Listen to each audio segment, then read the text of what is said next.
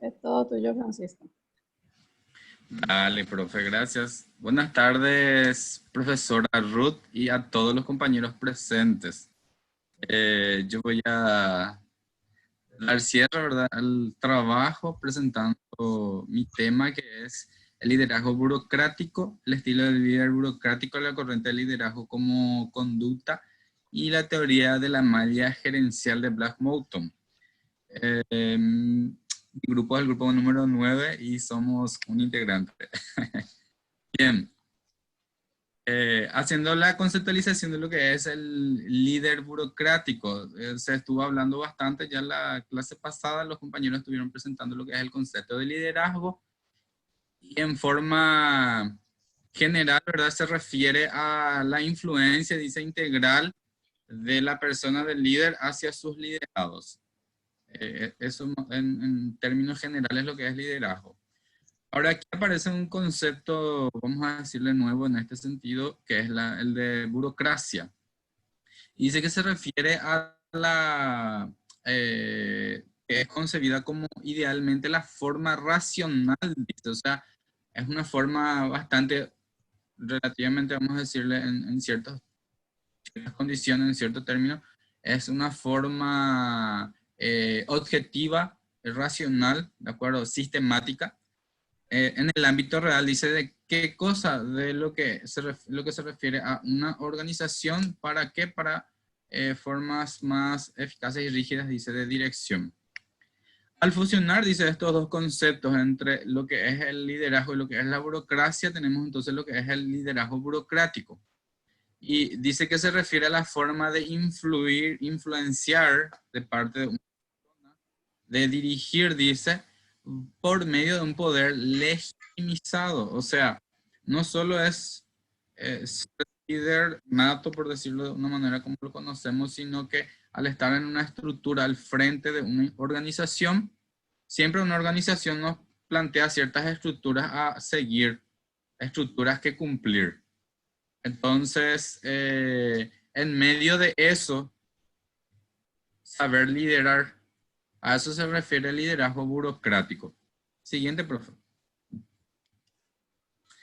En base a eso tenemos entonces un análisis de lo que es la teoría de la malla gerencial de Black y Moulton.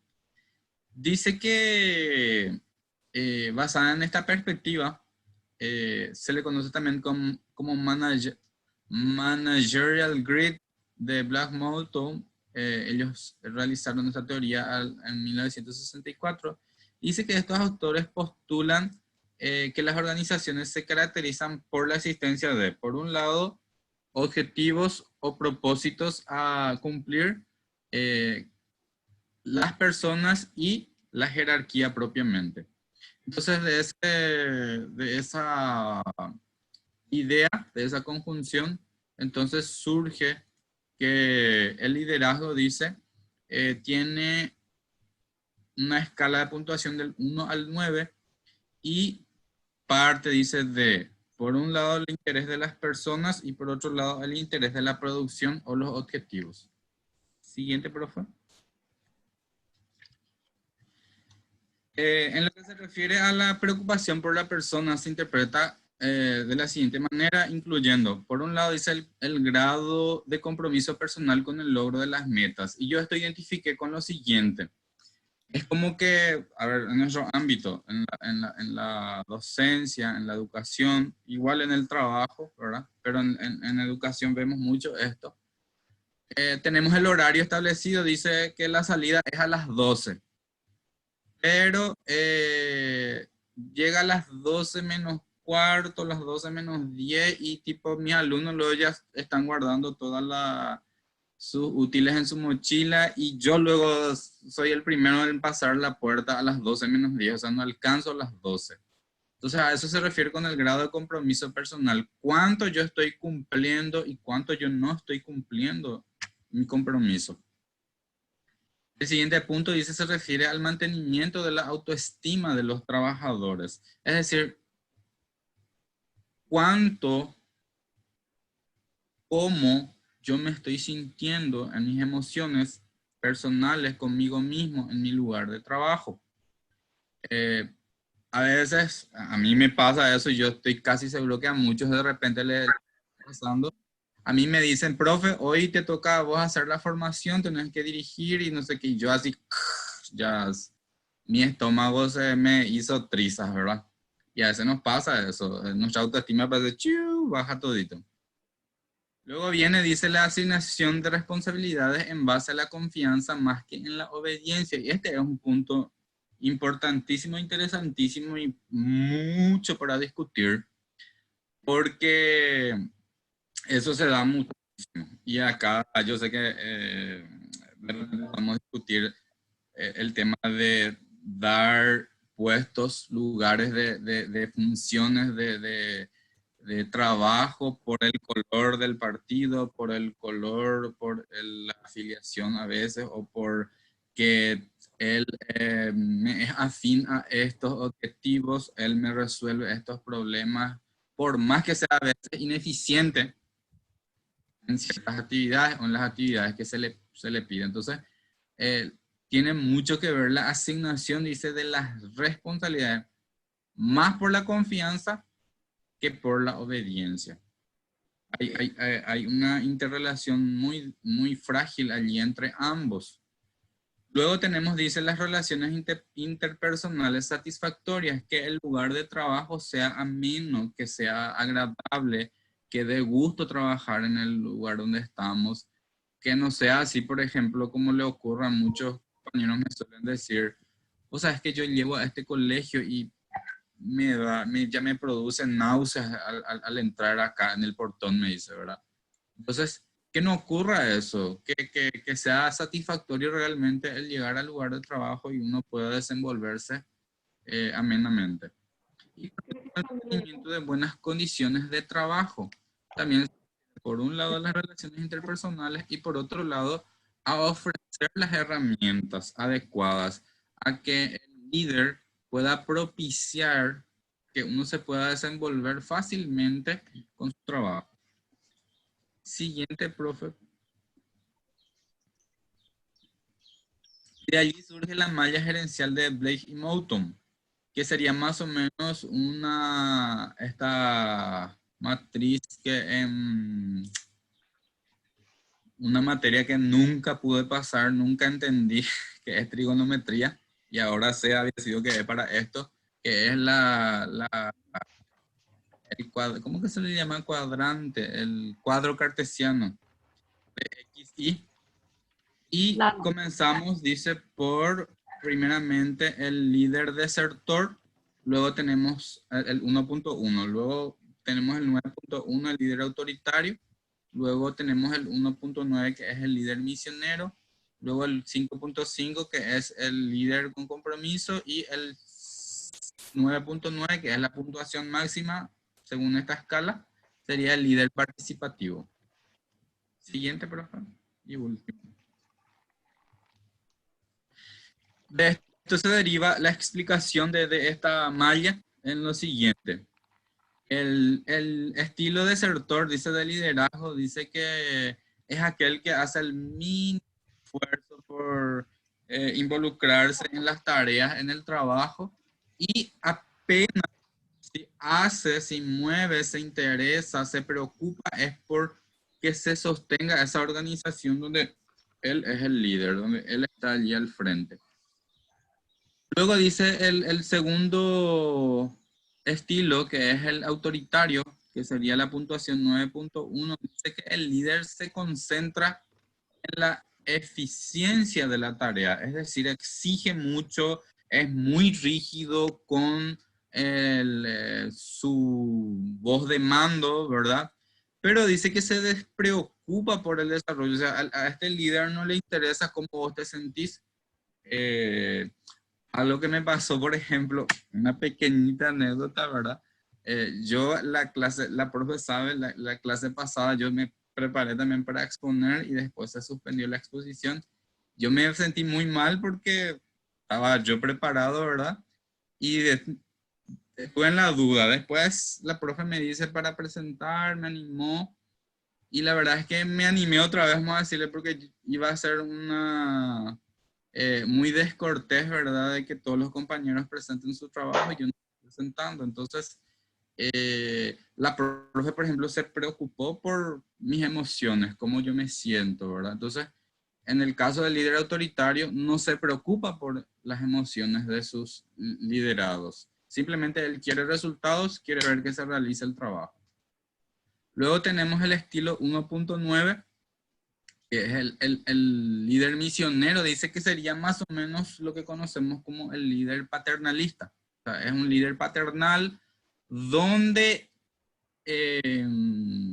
se preocupa más por la satisfacción de las personas, pero deja mucho de lado y mucho que desear la eficiencia en la realización de las tareas. O sea, si se hace bien las tareas o si se hacen mal las tareas, no importa eso.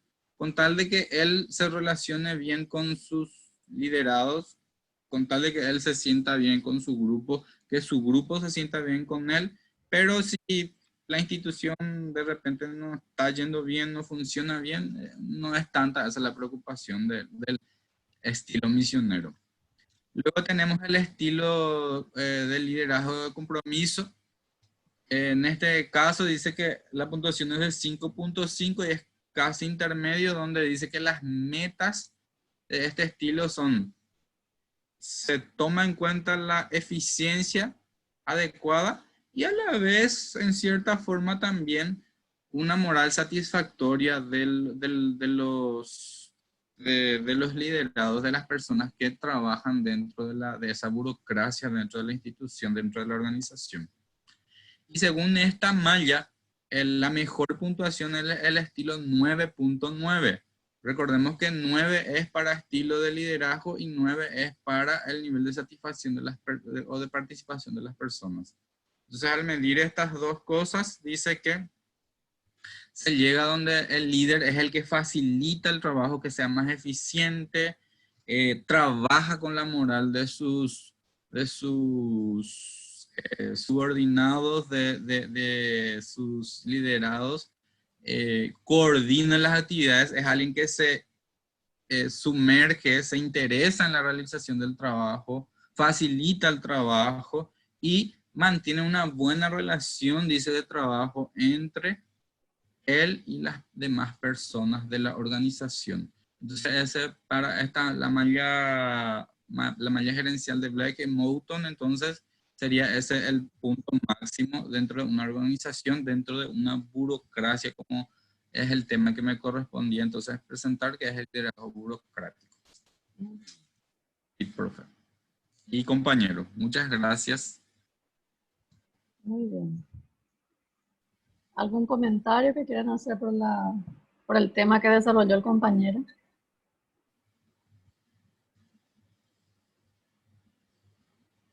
Generalmente en nuestra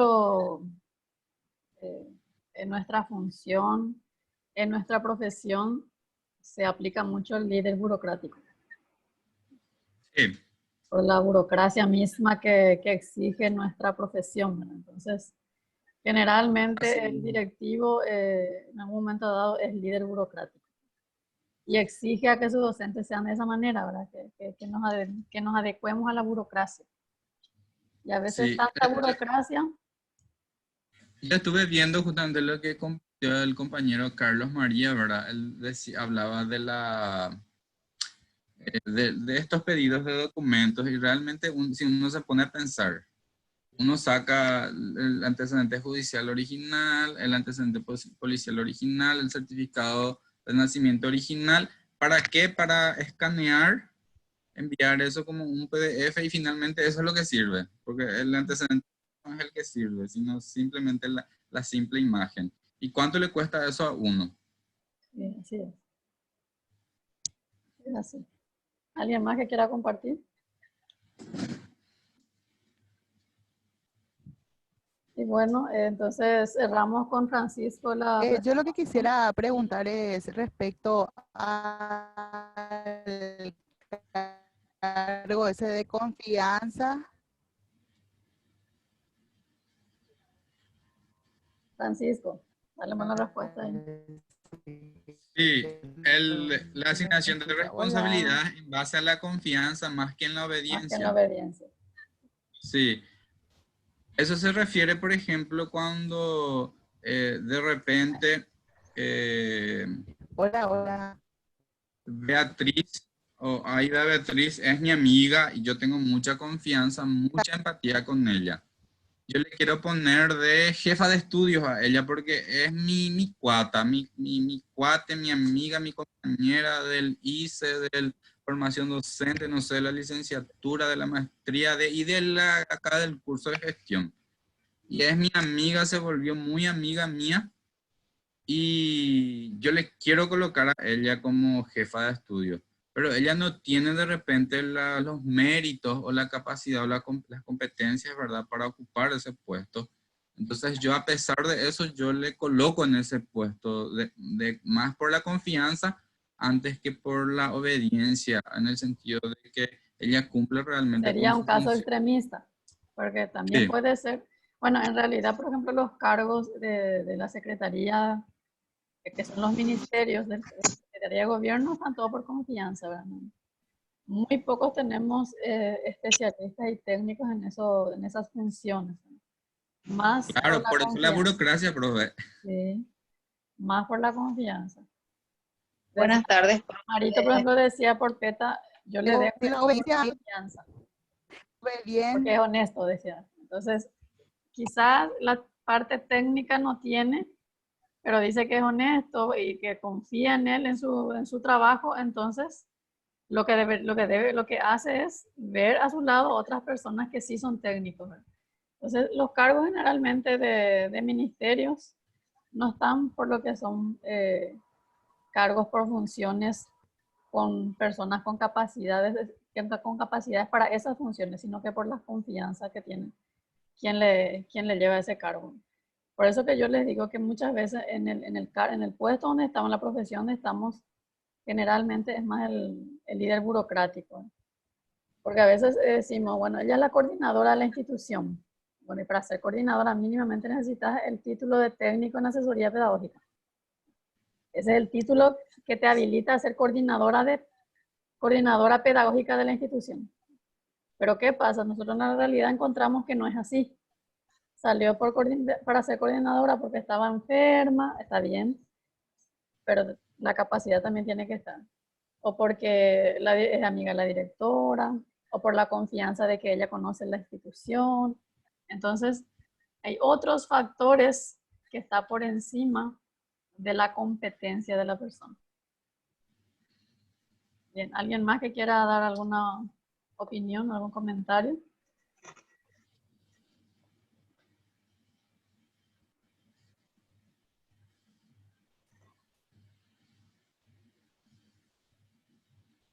Bueno, te felicito, Francisco. Ahora lo que voy a trabajar contigo es que tenés que trabajar en un grupo. Voy a lograr contigo eso. De saber trabajar, porque vas a ser gestor y el gestor lo primero que debe es saber trabajar con personas. Porque el director tiene que saber trabajar con todo tipo de personas. Y cuando nos toque ese lugar, aunque no nos guste, tenemos que saber trabajar con esa persona. Esa es la función del líder gestor. Entonces, Burocracia por sobre todo. vamos a trabajar contigo con eso. Profe, tenés que tener nomás en cuenta, profe, que él no quiere ser director. Eco va a ser ministro. Y más La todavía. hacienda. Mejor todavía. Con más razón. Con más razón. El ministro, aunque no le guste, el que le está entrevistando tiene que escucharle. Entonces, esa es una capacidad que tenemos que desarrollar todos, que todos somos capaces de desarrollar. Pata con la periodista, ¿ves? Tú qué No, pata con eso, Decí nomás. como renegata, yo El cargo nos cambia, ¿verdad, profe Francisco? A veces decimos que no nos va a cambiar, pero el cargo nos cambia. Y sí, porque él quiere ser de Hacienda nomás.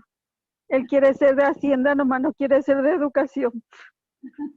Bueno, profe, pero puede ser que el profesor Francisco también no haya tenido una buena experiencia con el grupo que le tocó o con grupos. Y hay que escucharle nomás también un poco al profesor Francisco. Claro. ¿Qué es lo que te traumó, Francisco? ¿A quién le traumó? Psicológica, él está con daño y perjuicio. Psicológicamente está dañado. Mal nomás, profe. Y Lourdes, ya estoy trabajando por su autoestima, después ya trabajar para que trabaje en grupo. Yo, profe, no me niego a trabajar con grupos. Yo muchas veces, yo asumo, lastimosamente, digo lastimosamente porque yo me crié así, ¿verdad? Asumir muchas veces la culpa y las responsabilidades. Y yo no le culpo a la gente es como es. A mí me cuesta lidiar, reconozco eso también. Entonces, no le voy a mandar al frente a mis compañeras ni mis compañeros. Así que todos son capaces. Ego profesora no es su problema de autoestima. Al contrario, demasiado tiene estima. Sobreestima.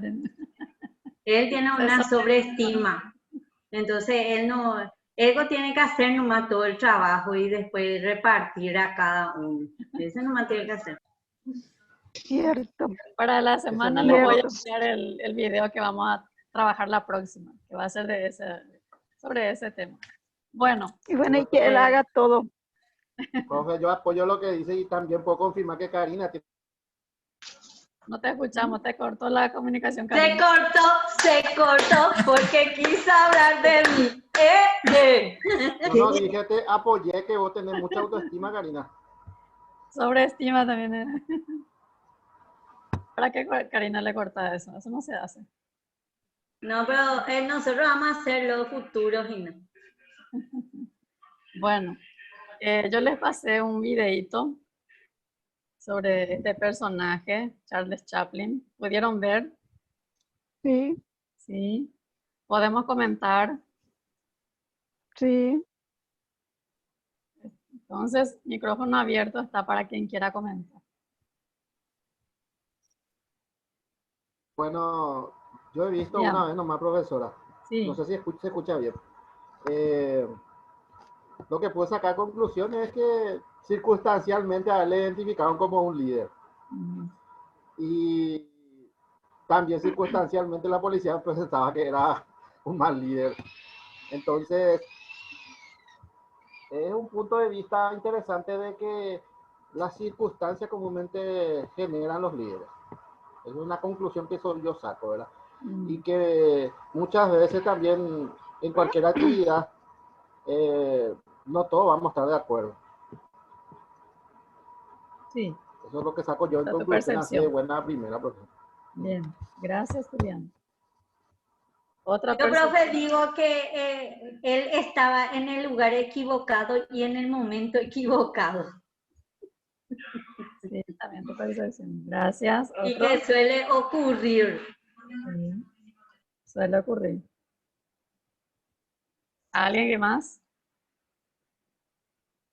Él quiso explicar y nadie le escuchó.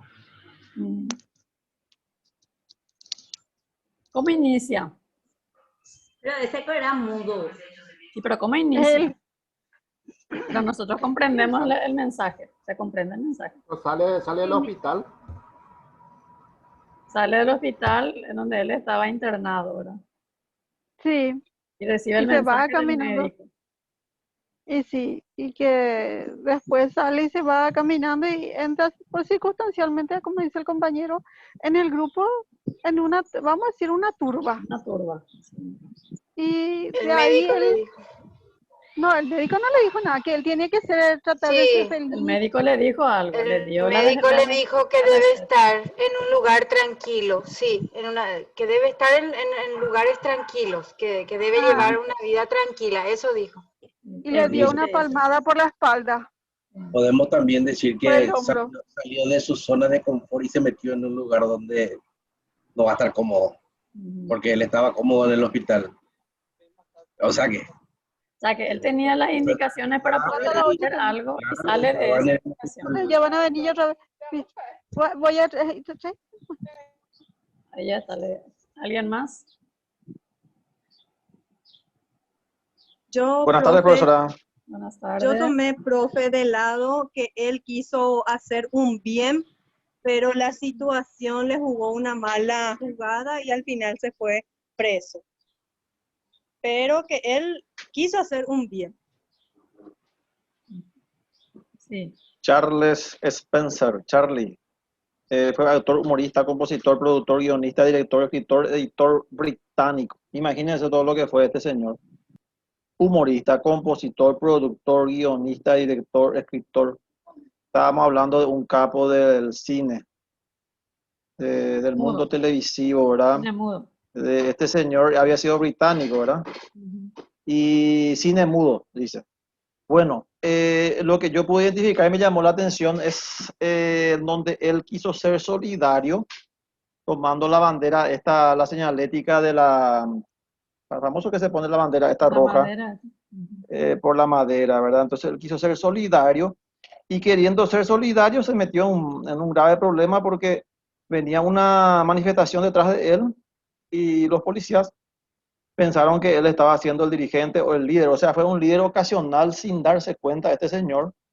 Luego, ¿qué hace la policía? A mí un detalle no menor le reprime, identifican el líder, a este tenemos que atacar, a este hacemos callar y el resto, sus seguidores, ya es historia.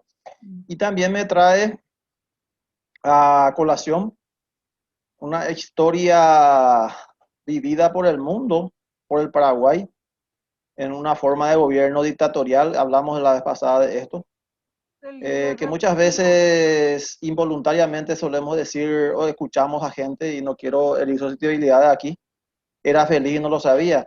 Yo jamás voy a ser feliz en un lugar donde no me permiten hablar, en un lugar donde me censuran. Pienso por lo que opino, por lo que digo. Y esa era la metodología, o sea, venía el camión Putaí o Caperucita Roja y se te estimaba como comunista o como revolucionario o como contrario al gobierno y sabemos la historia, los archivos X que existen, ¿verdad? Inadmisible de todo punto de vista, más todavía en estos tiempos. Y he vivido 11 años en dictadura, les había contado mi experiencia en la infancia. Haciendo como que se dice, una intervención peyorativa hacia los 4 demonios, ¿verdad? Uno de ellos, el presidente, es el papá del actual presidente de la República, ¿verdad?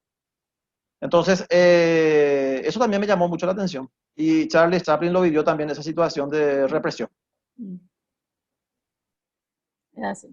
¿Alguien más que quiera comentar?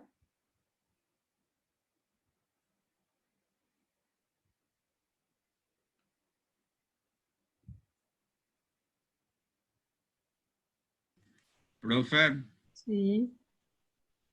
Es interesante también analizar el contexto del video ¿verdad? En el que ocurrió, ¿verdad? Uno, cuando la época donde el cine era mudo. 2, donde justamente los derechos de los trabajadores, como decía una compañera anteriormente, donde que es una turba, ¿verdad? Y coincidió que Charles Chaplin apareció en ese contexto, ¿verdad? Fue, vamos a decirle, mal catalogado como el líder de ese hecho. Y nada, eso nada más, ¿verdad? Ver que según el contexto y las condiciones muchas veces también pueden determinar para juzgar si un líder es bueno o es malo. La situación que se presenta es esa, ¿verdad? De juzgar al líder como bueno o como malo y qué influencia tiene. Tenemos que partir de allí. Bueno, y entonces, ¿qué papel cumple el líder? Viendo ese video, pero también trayendo un poco a nuestro contexto, ¿qué papel cumple el líder?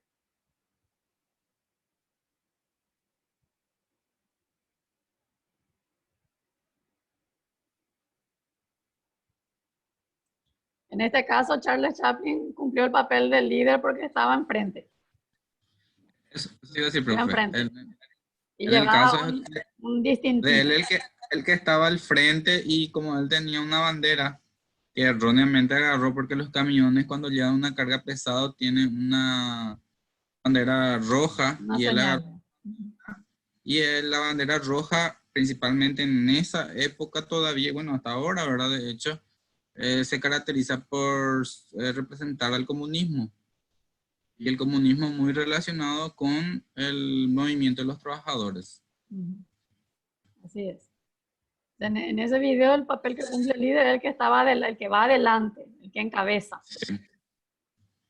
¿Qué más podemos decir? ¿Qué papel cumple el líder en nuestro contexto? Profe, normalmente el líder siempre cumple un papel de inspirar, ¿verdad? En todo caso, de dar ejemplo o dar una guía de lo que se tiene que hacer en cuanto a lo que se está luchando, ¿verdad? O lo que se está pidiendo, ¿verdad? Y normalmente toda esta gente, yo no sé si se habrá dado cuenta o no que era el líder, pero todos seguramente pensaron que era el líder por el tema de que estaba ondeando ampliamente y con mucha fuerza y con mucho ánimo la banderita, ¿verdad? Y como estaba enfrente, ¿verdad? Cosa que él ni se percató de que atrás había una cantidad de gente, ¿verdad? A lo mejor ni no se dio cuenta, después al caerse se habrá dado cuenta, pero es el ejemplo, ¿verdad? Entonces todo el mundo le seguía porque él estaba muy fervoroso, ¿verdad? Él estaba con su bandera así, entonces, bien. Pero más bien que eso, ¿verdad? Ir al frente y luchar por lo que supuestamente están pidiendo, ¿verdad? Por lo que están solicitando, ¿verdad? Eso es lo que yo pienso. Bien, gracias. ¿Alguien más?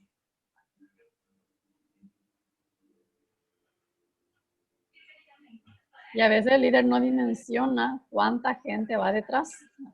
Como dice también como veíamos también en el video, a veces quien es líder por la influencia que hacen otras personas, inclusive no dimensiona cuántas personas puede arrastrar. Ahora, sea buena o sea mala la influencia, también eso tenemos que diferenciar. Después nos dice, ¿y cómo influye el líder en el ambiente donde se desenvuelve? ¿Cómo influye el líder o el gestor, director? Porque el gestor, director es por excelencia el líder. Entonces, ¿cómo influye en el ambiente donde se desenvuelve?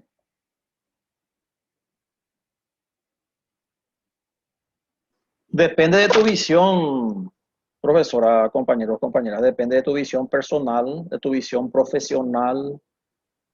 Y bueno, ¿por qué no también, verdad? Por supuesto, de nuestra gran visión como sistema educativo nacional, nuestra misión, de nuestro propio rol, de nuestras convicciones, de nuestras creencias, de nuestros ideales, porque independientemente a lo que te marca, por decirlo así, el PEI, el proyecto educativo institucional, por decirlo, marca entre comillas, el rumbo que tenemos que seguir como institución, y el gran proyecto educativo nacional, nosotros somos libres finalmente, como profesionales y como personas, libres entre comillas, ¿verdad? Tampoco somos libres del todo, o sea, nadie hace lo que quiere, pero siempre podemos influir desde nuestro, claro, autónomos, exactamente, autónomos emancipados, ¿verdad? Como dice el currículum, o sea, eso también hay que analizarlo bien, porque muchas veces cuando demostras mucha autonomía o mucha emancipación, también tampoco, no sos, sí. ya dije ya muchas veces acá también eso era, profe, no sos bien visto con buenos ojos, ¿verdad? Valga la redundancia, o sea,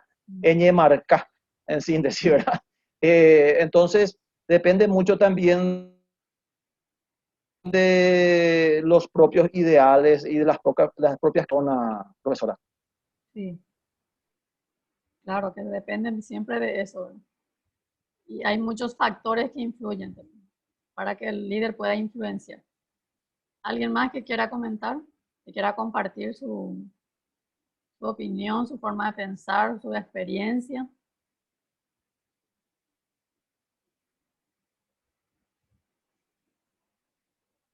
Es importante la participación porque esta participación también nos ayuda incluso a comprender mejor el tema. Sería tan tedioso, tan argel de que abriéramos la pantalla para solamente leer un trabajo que se va a desarrollar. Más bien la participación hace para que sea efectiva nuestra clase. Entonces, no teman en participar, porque eso es parte también de nuestro proceso de aprendizaje. Profe, en mi caso particular tengo muy mala señal y se corta y parece mentira, pero cuando prendo mi cámara y prendo mi micrófono, enseguida salgo del... Sí, me cuesta. Ahora me voy a mantener nomás calladita. En otro momento voy a hablar, profe. Bueno, hablaste, se te escuchó bien ahora. Profesora, ¿podés elegir de tu lista algunos nombres y qué opina fulana o fulano? Eso ya es demasiado autoritario. Yo ya quiero opinar ya antes que me llame la profe. Por eso, profesora, tenemos que practicar los diferentes tipos de liderazgo, dijiste. Alice, bueno, yo me imagino, ¿verdad? Mi imaginación, que él era una persona demasiado honesta, demasiado buena, con mucha empatía, que todo el lugar, las personas de esa comunidad siempre le respetaban y le querían mucho y él no se daba cuenta de eso. Y apenas salió del hospital, ¿verdad? Y agarró una banderita y todos pensaron que él iba a luchar por algo que todos querían en común. Entonces toditos ya se alistaron y se unieron a él. Y él jamás se dio cuenta de eso, que él podía mover toda una masa de gente. Percepción, sí. Podría ser. La buena persona que es, ¿verdad? Puede influenciar también a la persona, el líder de ese lado, ¿verdad? Aquel que es honesto, aquel que es buena persona, buen amigo. Ahora, ¿qué consecuencias puede ocasionar un buen líder o un mal líder? Opten ustedes, o hablan por el buen líder o hablan por el mal líder. ¿Qué consecuencias puede ocasionar? Y un mal líder generalmente frustra a la gente y hace que ya no tenga credibilidad, o sea, que uno ya no confíe después en los otros líderes que se levanten. Por ejemplo, los políticos de ahora, hoy en día ya no sabes más a quién votarle porque te parece como que todos son lo mismo porque el que sube nomás es tragado por el mismo sistema. Entonces no hay un cambio, no se ven los cambios, al contrario, cada vez parece que vamos más para atrás y los que suben por la política se enriquecen, roban y no hay justicia. Entonces,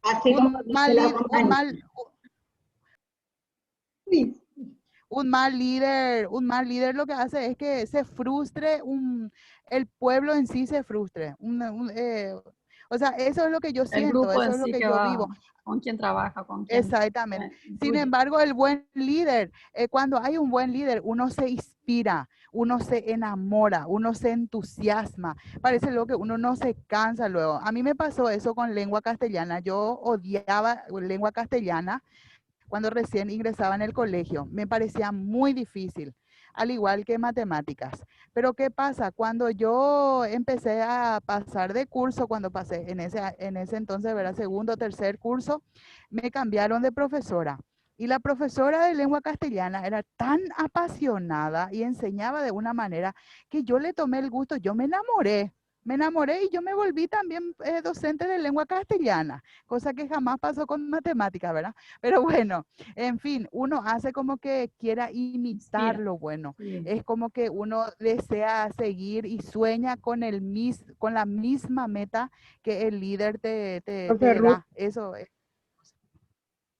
Gracias, Aida. Viviana. Sí, Viviana, te escuchamos. Hola, profe. Hola, hola.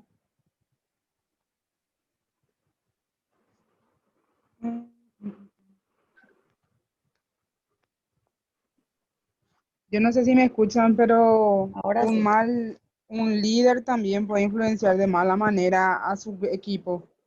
Por ejemplo, para hacer brazos caídos o de repente no trabajar.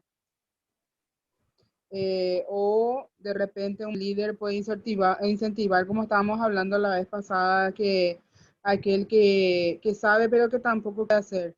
Entonces le lleva a la masa a él también para A veces, por ejemplo, solo en los colegios que un líder, vamos a decirle, malo, que hace que los colegas puedan, dejen de dar lo mejor de sí, solamente porque se quieren operar al director. Eso también pasa.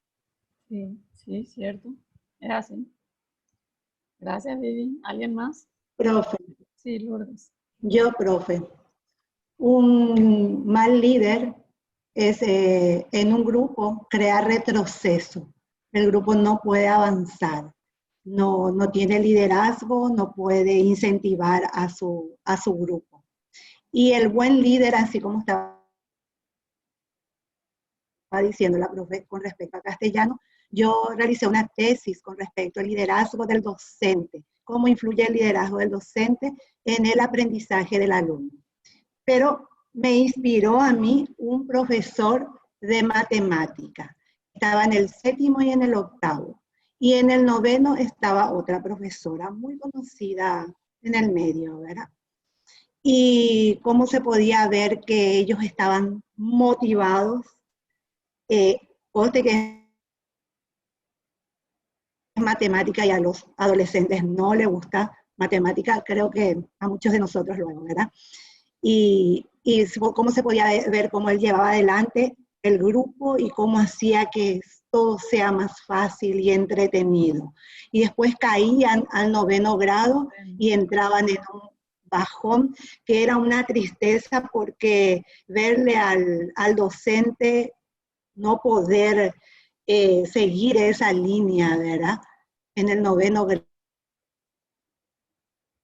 grado, y cómo hasta se aplazaban, profe, después de ser excelentes, hacían unas competencias de matemática increíbles. Así que tiene mucho que ver en el grupo el buen líder, y sobre todo para nosotros, ¿verdad? Para la gestión institucional, para la gestión docente también. Es así. ¿Alguien más?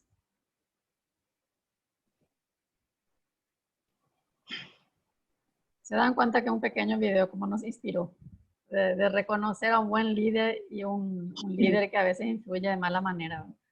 Y que nosotros podemos, desde lo que es nuestra profesión, nuestro contexto, podemos identificar perfectamente este papel que cumple el líder y cómo influye.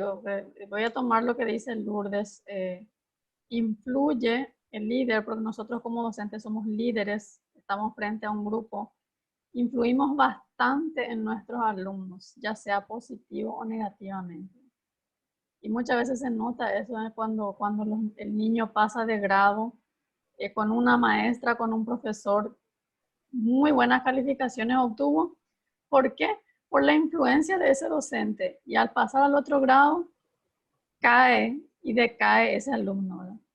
Y muchas veces el docente busca otra vez, no sé cómo es lo que pasó a sus alumnos. Va por las 5 no se pagándole pues. Entonces busca otra vez esa culpar al otro compañero. Entonces, ahí está la influencia del líder, pero nosotros somos líderes por excelencia. Y siempre tiene consecuencias, sea positiva o sea negativa del liderazgo. Y bueno, vamos a iniciar un poquito, vamos a entrar un poquito a lo que es la gestión escolar. De ahí tenemos que partir. Yo sé que ustedes ya fueron trabajando bastante con lo que es gestión escolar. Entonces, no hice una definición porque me imagino que ustedes ya optaron por una definición de gestión escolar. Habrán dado varias definiciones y creo que habrán optado ya cuál es la que más le convence como gestión. ¿Alguien quiere dar su concepto de gestión? Pues fueron 3 módulos que se fue trabajando de gestión. Ya dieron bastantes conceptos de gestión. ¿Quién recuerda cuál es el que más le llamó la atención? ¿Qué palabra define lo que es gestión?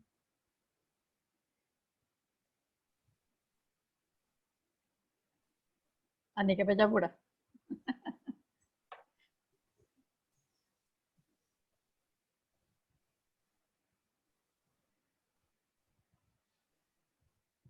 Profe Lorenzo, ¿qué podés decirnos de gestión? Un concepto. Puede ser organizar, profe. Puede ser organizar. Organizar las actividades. Sí, va hacia ahí. Organizar actividades. Lorenzo, profe. Hola, profe. Y organizar, profe. Para mí sería la persona, el líder encargado en este caso, que trabaja con eficiencia y eficacia su entorno, en este caso la comunidad educativa. Sería la definición de gestor. Sí. Bien. Organizar. Gestor es también la persona que realiza acciones para coordinar los trabajos. Sí, es el gestor. Gestión. El que facilita que se realicen las actividades. Él es el que dirige para que pueda, que se pueda realizar las actividades que necesita, no que él precisamente esté haciendo, sino saber gestionar quién fulano va a hacer tal cosa, mengano va a hacer. Entonces, eso es lo que tiene que hacer en la parte de gestión. Ya sabemos quién puede dirigir el acto cultural, ya sabemos quién puede hacer la parte de recibimiento y a quién de los alumnos le vamos a dar una lectura. Para mí va por ese lado. Sí, sigue siendo el gestor. Está bien. Cuando hablamos de gestión escolar, profesora, estamos hablando de un concepto amplio. Gestión Desde escolar varias implica... dimensiones puedes hablar. Sí. Y gestión implica en primer lugar planificación.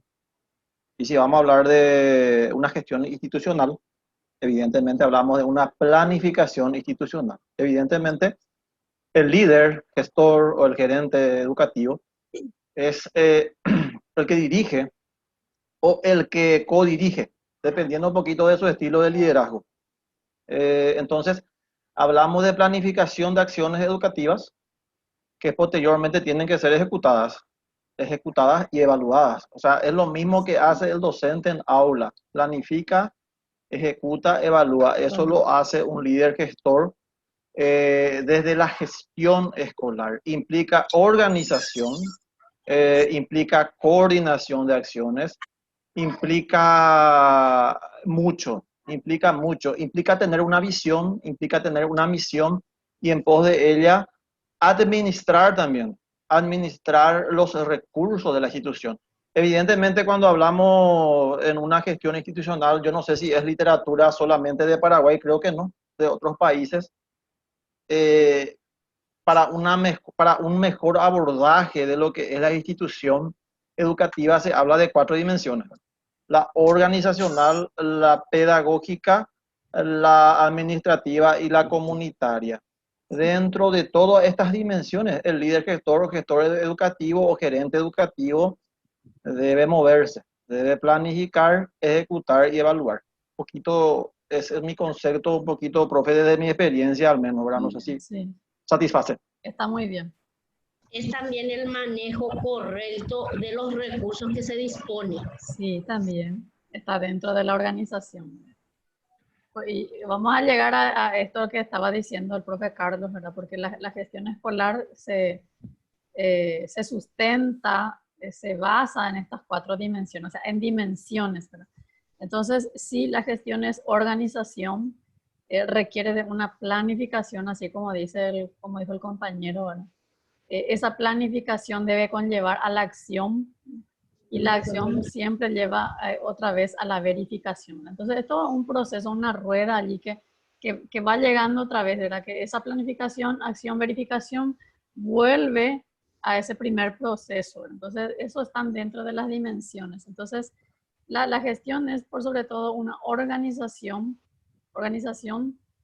como nosotros estamos en la gestión escolar, es organización en el estamento escolar. Bien, hay algunas prácticas de liderazgo, ahí nos dice en la gestión educativa, y de este autor de la Universidad de España encontramos 7 prácticas como líder. El primero dice inspirar las necesidades de generar transformaciones. Hablamos muchísimo ya y prácticamente cada uno de ustedes está mandando esa experiencia, sus conceptos. su forma de pensar y decía que el líder debe inspirar. Entonces, una de las prácticas como líder es esa, tenemos que inspirar. E inspirar significa, como decía Aida, hacer que se enamore de lo que nosotros hacemos. Entonces, definitivamente tenés que hacer, definitivamente tenés que estar adelante, tenés que mostrar para que puedas inspirar. El segundo, generar una visión de futuro. Entonces, de allí también la gestión escolar necesita trabajar con lo que es el proyecto educativo institucional. ¿Por qué? Porque el líder no puede hacer solo. Y sabemos que el líder no puede ver si está solo también. Liderazgo está cuando hay un grupo de personas en un grupo de personas.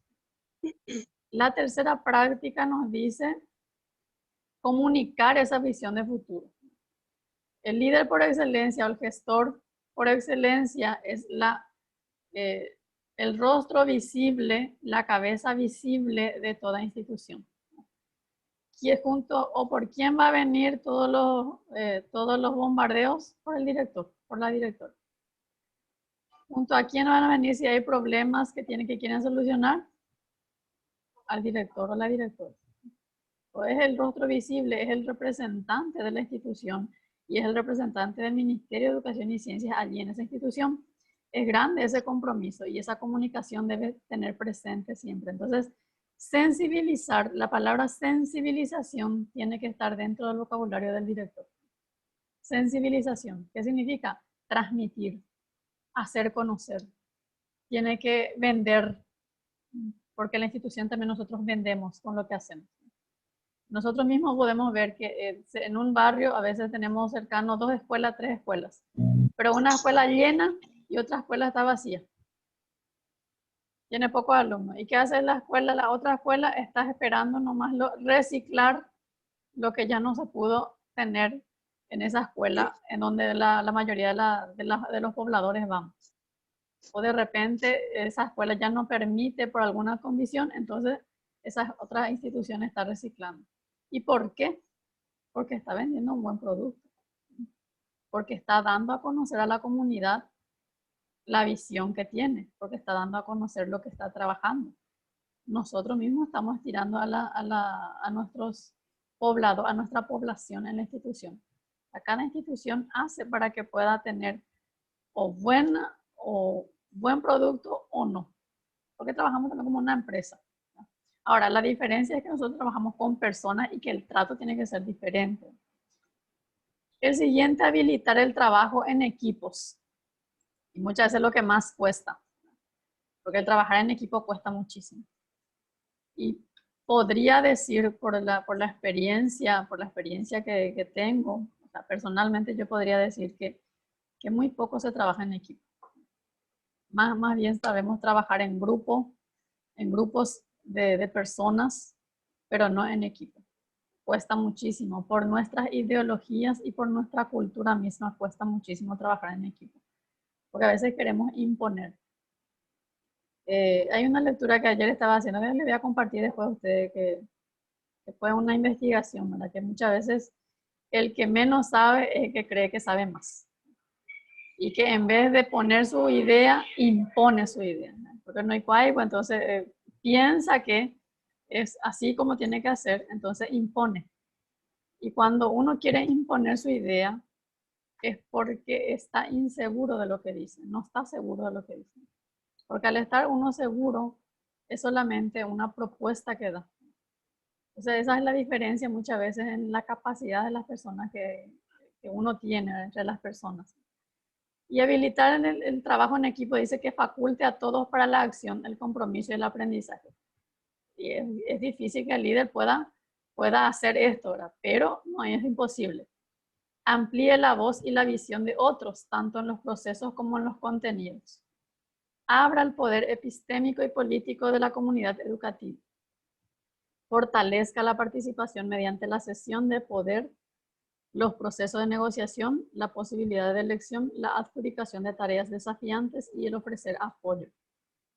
Fomente la colaboración mediante metas cooperativas y la generación de confianza. Señale el foco o el centro de los desafíos de la visión. Identifique los resultados a alcanzar. mantenga el ritmo de la transformación y desarrolle los procesos con claridad en su sincronización para acentuar la comunicación y el aprendizaje. Todo esto va dentro de lo que es el trabajo en equipo. Y a leer esto y a ver esto nos damos cuenta que va a costar. Porque nosotros como líderes primero tenemos que ya identificar lo que vamos a estar tratando. Ya tenemos que identificar las potencialidades.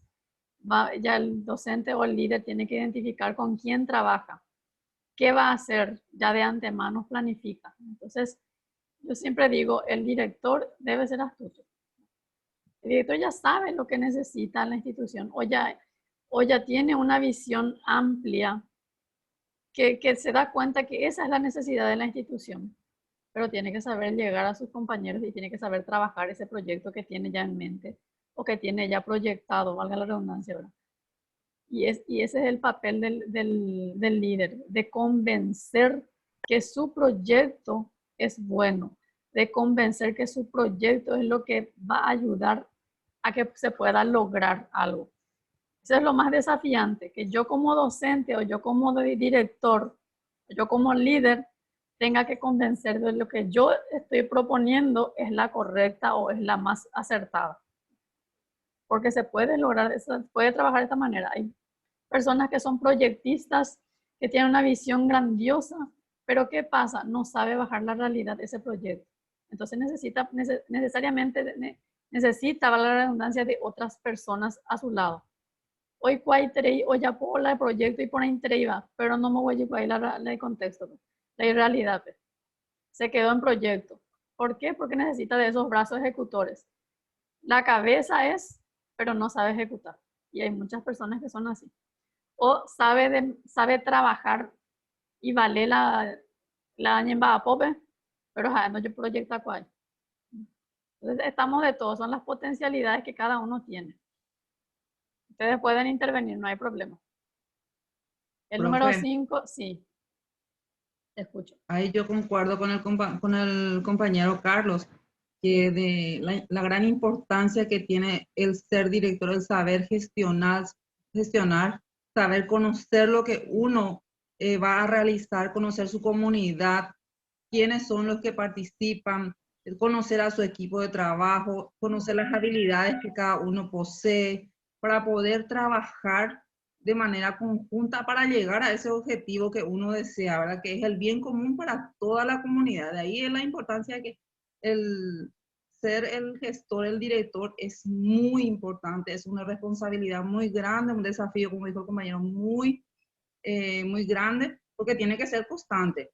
Sí. Todo tiene que ser constante, continuo, tiene que buscar, tiene que saber gestionar, tiene que saber fundamentar lo que dice, lo que conoce, la situación en que se encuentra. Son varios factores. Así es. Así mismo. Bueno, el 5 nos dice brindar orientación que desarrolle el espíritu del logro. Que es importante también, por eso que es importante que el director, y así también como el docente, esté constantemente formándose, porque no puede estar ajeno de los proyectos que se desarrollan en su institución. Por ejemplo. Si yo soy directora de escuela, yo no puedo estar ajena de lo que es la estrategia LPA. No, mis docentes saben todo, no, yo primero tengo que saber, tengo que conocer. Yo no puedo estar ajena de lo que es la estrategia MAPARA. ¿Por qué? Porque en las instituciones se trabajan estas estrategias, ¿verdad? Entonces, yo como directora, pues debo conocer los proyectos vigentes de mi institución y debo estar involucrada en esos proyectos, ¿verdad? ¿Por qué y para qué? Para brindar las orientaciones, porque el docente muchas veces necesita alguna orientación. ¿Y a quién recurre? A su autoridad. Por eso que muchas veces perdemos esa autoridad, como dice el director, muchas veces pierde esa autoridad. ¿Por qué?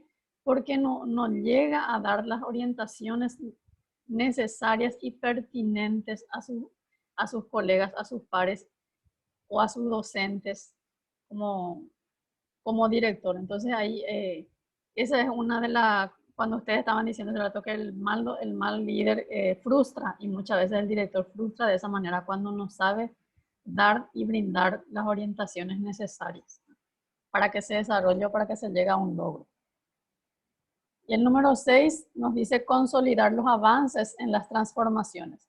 El primero decía inspirar para transformar. Y el 6 dice consolidar para transformar. Y el 7, actualizar el aprendizaje y acumular conocimiento. Entonces, constantemente debemos de estar formados, debemos de estar capacitados. La capacitación es corto, es periódico.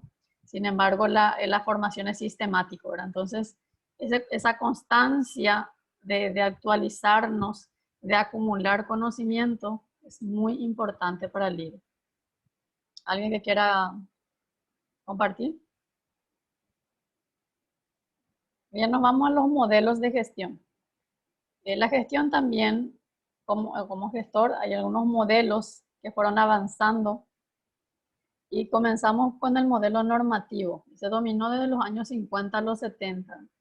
Llegamos desde allí porque prácticamente allí tenemos los estudios bien específicos y demostrados. Entonces, el normativo dice la planificación orientada al crecimiento cuantitativo del sistema. Las reformas educativas se orientaron hacia la expansión de la cobertura del sistema educativo. Lo cuantificado, la excelencia era lo más importante, el que sabía más, el que sabe más, el que tenía más acumulado de memoria es el que era mejor, el que conocía de las normas y el que cumplía las normas así a rajatabla era el mejor. Después viene el estratégico. La gestión estratégica a los principios de los 80 se plantean diagnósticos basados en el análisis FODA, fortalezas, oportunidades, debilidades, amenazas, que ponen en relieve la visión y la misión de la institución educativa. Prácticamente desde el año de los 80 iniciamos lo que es nuestro proyecto educativo. Entonces, las estrategias son muy importantes para poder conocer nuestra realidad educativa. Fíjense que una de las estrategias para poder identificar nuestra realidad en la institución es la técnica FODA o DAFO, donde se le conoce también la fortaleza, la debilidad, las amenazas y las oportunidades. Entonces, el plan estratégico o el modelo de gestión estratégico lanza en los principios del año 80 la técnica DAFO, primeramente conocida de esa manera, o FODA, para poder identificar las fortalezas, o sea, lo interno que tenemos y lo externo que ayuda también o fortalece o ayuda también al fracaso de la institución. Luego viene el prospectivo. Al inicio de los 70 también se caracteriza por las reformas profundas y masivas ocurridas en Latinoamérica, en donde hablamos mucho de las reformas. En los años 70 también aquí tenemos las reformas en la educación secundaria. La educación secundaria sabemos que fueron pasando por varias reformas, desde lo que es Ramón Indalecio Cardoso, ahora que con él se trabajó prácticamente lo que es la reforma. Y fueron cambiándose en los años 70, por ejemplo, tenemos los 6 años de la educación secundaria, que en donde se divide en la educación básica, primero, segundo y tercer curso, y el bachillerato, el cuarto, quinto y sexto. Entonces, en el 72, si no me equivoco, la reforma 72 se caracteriza por él. Luego viene la calidad total. Inicios de los 90 se orientan a mejorar los procesos mediante acciones tendentes, entre otras, a disminuir la burocracia, reducir costos, mayor flexibilidad administrativa y operacional, aprendizaje continuo, aumento de productividad y creatividad en los procesos, preocupación por los resultados. Esta calidad total se trabajó de lo que es la reforma del 92, que se orientaba a esto, era que el proceso tenía que trabajar, o sea, el proceso estaba en función al alumno, que el alumno era el protagonista, se flexibilizó más la administración, pero nosotros sabemos que en la realidad no fue tanto así, ¿verdad? Que siguió tanto la burocracia que hasta ahora nosotros seguimos arrastrando. Y esa burocracia es tan fuerte, está tan arraigada, que ¿qué hizo de la educación paraguaya? Que la educación paraguaya mienta. Eso hizo la burocracia, porque nos exigen muchas veces a que mintamos. Y eso no vamos a poder negar, porque muchas veces en los papeles dicen una cosa, pero en la realidad, en el momento de poder hacer una evaluación real, no es lo que dicen los papeles. De la burocracia muchas veces nos exigió eso, que esa calidad total que queríamos lograr, en donde prácticamente se sustentaba nuestra forma de trabajar, nos llevó otra vez a otro extremo.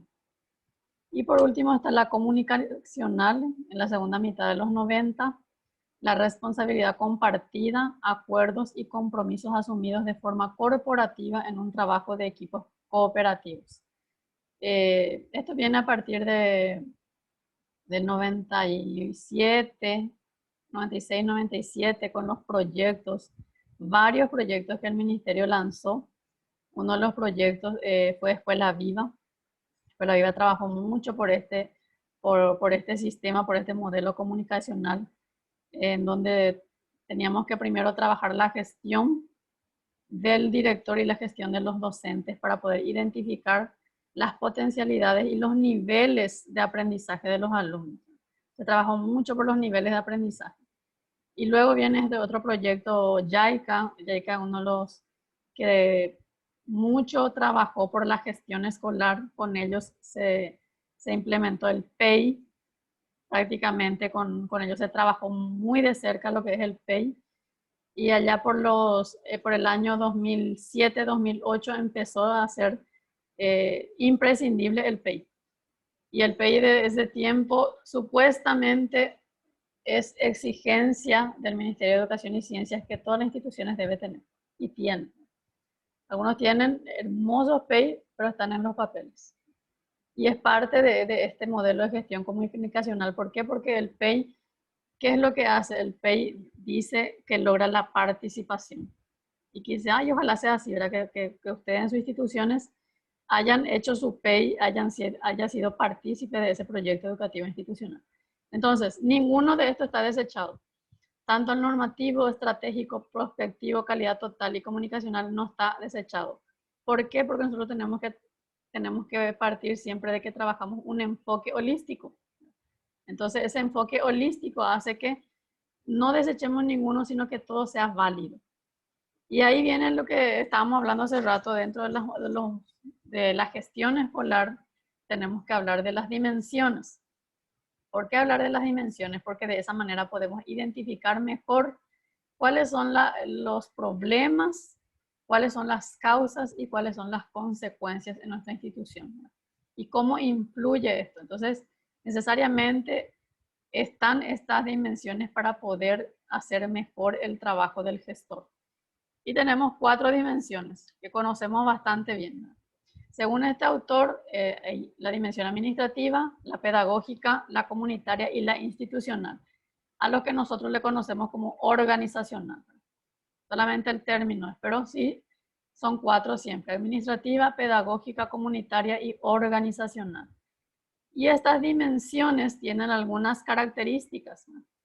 Por ejemplo, la dimensión organizacional, que considera formas como se organiza la institución, la estructura, las instancias, las responsabilidades de los diferentes actores, las formas de relacionarse, las normas explícitas e implícitas. ¿Quién encabeza? Siempre el director. El director está dentro de la dimensión organizacional como cabeza, como partícipe de esta dimensión y de estas funciones que tienen en cuenta. La administrativa, por excelencia, está el gestor, ¿verdad? El manejo de recursos económicos, materiales y humanos, cumplimiento, normatividad y funciones. En la comunitaria, respuesta a necesidades de la comunidad, relaciones de la escuela con el entorno, padres y madres de familia, organizaciones de la localidad, redes de apoyo. En la pedagógica, opciones educativo-metodológicas, planificación, evaluación y certificación, desarrollo de prácticas pedagógicas, actualización y desarrollo personal y profesional de docentes. Entonces, estas dimensiones consideran estas características para poder trabajar. ¿Preguntas? ¿Alguien que quiera hablar ahí?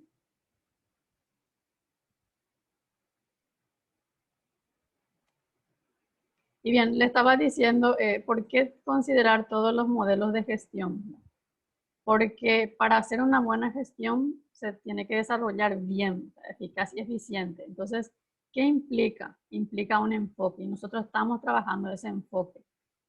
Primeramente, en lo pedagógico nosotros trabajamos el enfoque por competencias, ¿verdad? O también Leo Pienso y Aprendo tiene un enfoque. ¿Ustedes conocen el enfoque de Leo Pienso y Aprendo? ¿Cómo se llama? Podría ser equilibrado. Muy bien. El enfoque equilibrado. Así como todos, equilibrado como todos. Sí. El enfoque equilibrado, ¿verdad? Entonces, la estrategia pedagógica, no solamente en Leo Pienso y Aprendo, debería ser esa, ¿verdad? Que ahora se está trabajando en tres áreas. Se trabaja en comunicación, se trabaja en matemática y se va a trabajar también en ciencias naturales. Son los tres ejes, son los tres ejes de la educación paraguaya, en donde vamos a fortalecer esas tres áreas. Y el enfoque equilibrado está. Entonces, implica un enfoque. ¿Y qué implica el enfoque equilibrado? ¿Qué significa enfoque equilibrado? ¿O qué considera para que podamos decir el enfoque equilibrado? Algo armónico, profe, que corresponda con la edad mental del chico. Sí. ¿Alguien más? Tiene que ver con lo ecléctico también, profe, o sea, mezcla de modelos, sí, de paradigmas, de metodologías. Sí. Lo que usted estaba diciendo hace rato, ¿verdad? De hacerlo holístico, la práctica, ¿verdad? Exactamente. Estrategias. El enfoque equilibrado implica dos modelos, ¿verdad? Hay dos modelos allí, el modelo de las destrezas y el modelo holístico. De ahí tenemos que partir. Entonces, ¿por qué el modelo de las destrezas? Porque implica sí o sí la parte activa de las acciones. ¿Y por qué el modelo holístico? Porque todo se considera, nada se desecha. Entonces, de allí es lo que debemos partir, que la gestión también es así. La gestión implica un enfoque holístico y global. Nada se desecha y engloba todo. Todo está relacionado, el uno y el otro está relacionado. Entonces, la comunidad educativa, en la comunidad educativa trabajamos el currículum. En la comunidad educativa tenemos unas estructuras organizadas. En la comunidad educativa necesariamente debemos de tener el profesor formado, una formación de profesorado. Y en la comunidad educativa o de aprendizaje el proceso es muy importante, el proceso de enseñanza-aprendizaje. Pero no es uno más que otro, sino que todos están relacionados, es globalizador y todo se considera. Y eso pasa también en las estrategias que se presentan. Muchas veces decimos, por decir, el Leo Pienso y Aprendo. No, porque leo pecheiteo inde con el libro, más pico le pata. Entonces parece que nos asusta por ver el libro nomás nos asusta. Sin embargo, Leo Pienso y Aprendo es la estrategia del inicio, desarrollo y cierre. Solamente considerar esos tres momentos con una estrategia. Y si dice el enfoque equilibrado, todas las estrategias son válidas, o sea, todas las metodologías son válidas. Nos dicen, no, ahora no se puede hacer dictado, pero te dice enfoque holístico. O podés utilizar la metodología o la estrategia de un dictado. Ahora, no podés casarte con una sola estrategia, con una sola metodología. Eso es lo que te permite o lo que te pide Leo Pienso y Aprendo. De seguir algunas orientaciones, pero que esas orientaciones vos puedas contextualizar. Solamente doy ejemplo para poder bajar a lo que es la realidad institucional. Después nos viene un poquito el desarrollo de la gestión. Y ahí un poquito el ciclo de Deming, de uno de los investigadores, ¿no? Es lo que nos decía el compañero Carlos. La gestión implica planificar, la gestión implica hacer, la gestión implica verificar y la gestión implica actuar. Y al actuar, si hicimos bien o si hicimos mal, nuevamente debemos de planificar. O sea, los resultados, sean positivos, sean negativos, nuevamente nos lleva a planificar en función a eso. Entonces, también es, se relacionan, es global. No hay uno más que otro. O sea, no puedo estar sin planificar sí o sí. Yo tengo que planificar por más de que yo diga, no, yo no estoy en aula. No, el director planifica. El director debe tener su planificación diaria. Porque si no, tampoco puede cumplir todo lo que se propone si no tiene una planificación. El director tiene que hacer lo que está planificado y de repente lo que no está planificado. Porque, como decía también el compañero, el director, hay veces que vos te planificaste ir a observar clases, pero te llamó la supervisora y te necesito acá urgente, quiero hablar contigo. Entonces tiene que ir. Esa planificación quedó atrás.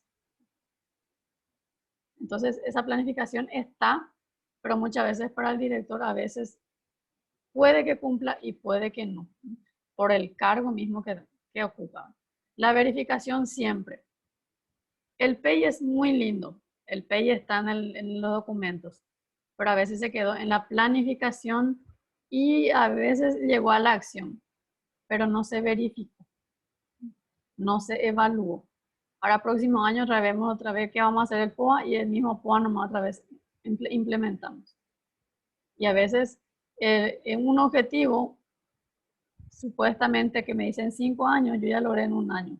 Entonces, no tengo del por qué volver a trabajar el mismo objetivo al año siguiente si ya está logrado. Lo mismo pasa y si bajo en el grado. Si yo ya logré un indicador, no tengo el por qué evaluar más con otro instrumento. A veces se sobreevalúa. Por ejemplo, ecosistema. Yo trabajé, desarrollé hoy ecosistema acuático. Y evalué con una pequeña pruebita hoy. Evalué. Mis alumnos en mayoría pudieron identificar quiénes son quienes integran o quiénes son parte del ecosistema acuático. Y dentro de 15 días otra vez voy a hacer una pruebita, digo, y vuelvo a poner, escribe quienes integran el ecosistema acuático. Le doy un punto. Y en la clase en donde yo desarrollé, ya le puse un punto a la pruebita que ya hice ahí. Entonces está sobreevaluado. ¿Cuál es el que vale? O la primera que evalué o la segunda que evalué. Así muchas veces pasa con el POA también. El año cerré y fue el logro. Y el año siguiente vuelvo a hacer lo mismo. ¿Cuál vale? ¿El primer año o el segundo año? Está sobreevaluada. Está por demás ya un objetivo que fue logrado. Entonces, ¿cómo se sabe eso? Al verificar, al llegar a la evaluación. Que necesariamente tenemos que cerrar el año o la mitad del año con esa evaluación. Muchas veces nos olvidamos de eso. Pasa con casi todos los proyectos. Se hace un lanzamiento enorme, se trabaja, pero muchas veces no se cierra con la evaluación. Nos olvidamos. ¿Y qué pasó del proyecto? Y muy lindo salió. Y se quedó allí. Entonces no llegamos a ese proceso de desarrollo de la gestión, porque la gestión se hace en todo estamento, ya sea en el aula o ya sea en la institución. ¿Preguntas? Bien, y este ciclo de Deming nos habla un poquito de estos 4 procesos, ¿verdad? El primer proceso es planificar. A través de esta fase se busca realizar un análisis que permita identificar el rumbo de cada una de las actividades, así como los problemas a los que se enfrenta la institución y determinar la importancia de estos. El análisis debe sustentarse con datos sólidos. Para ello es importante utilizar gráficas y esquemas que faciliten su comprensión con todo el personal involucrado en cada uno de los problemas identificados. En el momento de planificar, vamos a ir hablando también de lo que es la técnica FODA, porque tenemos que planificar para poder también identificar esos problemas, esas fortalezas que tienen. Hay 2 técnicas que se trabaja para el PEI. Está la técnica FODA y la otra técnica es Esa otra técnica yo tengo mucho, profe. Problema. Árbol del problema puede ser. Sí, señor, árbol de problemas. Esas dos técnicas están a disposición para trabajar el PET. Partimos de ahí. ¿Por qué partimos de ahí? Porque es el proceso de diagnóstico. Entonces, para hacer el PEI, para elaborar el PEI, necesariamente tenemos que partir de un diagnóstico. ¿Y qué es lo que tenemos que diagnosticar? Y todo lo que la institución implica. Lo interno y lo externo. Y están esas dos técnicas. El siguiente proceso, el siguiente paso es hacer, una vez que todos los involucrados en cada una de las tareas han entendido el rumbo de la institución, la siguiente fase consiste en ejecutar las acciones programadas en el plan de trabajo, incluyendo aquellas acciones y estrategias para la solución de los problemas a los que se enfrentan. ¿Fueron partícipes alguna vez de este proceso de diagnóstico para PEI? ¿Alguien quiere contar su experiencia? Después yo le voy a contar mi experiencia.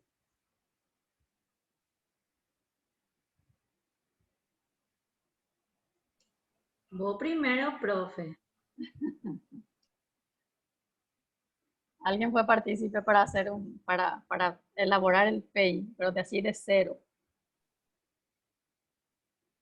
Sí, profe. Sí, Lourdes. Nosotros trabajamos con la YAICA muy cerca, hace un buen tiempo ya. Y Yo, profe, pero en guaraní. Espérame con ratito. realmente, profe, Sí, realmente fue un desafío porque no sabíamos nada, no estábamos preparados para trabajar con semejantes personas que sabían mucho y nos enseñaron mucho también. Los de la YAICA estaban muy preparados. Sí. Y fue una hermosa experiencia. Yo creo que es cierto, en muchas instituciones no se ha de implementar, pero los que trabajamos con la YAICA, yo creo que hasta ahora lo estamos implementando y bien. Qué bueno, eso es positivo. Sí, yo tengo buena experiencia. Y con respecto al POA, el POA, por ejemplo, hay que buscar estrategias también para la evaluación. Porque como dijiste, profe, en la evaluación está el problema, en ese cierre, en esa evaluación. Porque a fin de año ya nos olvidamos todos del POA, ya queremos salir de la escuela. Y lo que hacemos con el POA en mi institución es que si hasta el 16 tenemos que estar docentes y directivos. Salimos el 13, pero con la condición de evaluar el POA y hacer ya los ajustes para el POA del próximo año. Y tienen que ver cómo se ponen las pilas las compañeras todos para poder realizar eso y para salir antes. Sí. Tenemos buena receptividad con esa técnica. Me imagino, bueno, es una inspiración 3 días antes. Sí, así mismo. Una motivación. ¿Alguien más? ¿Quién más quería comentar su experiencia? Yo, Esther. Esther. A mí me tocó en un colegio privado, me pasaron, pues, ¿qué lo voy a hacer esto? Miro mis objetivos de mi libro, de las cosas, y le pregunto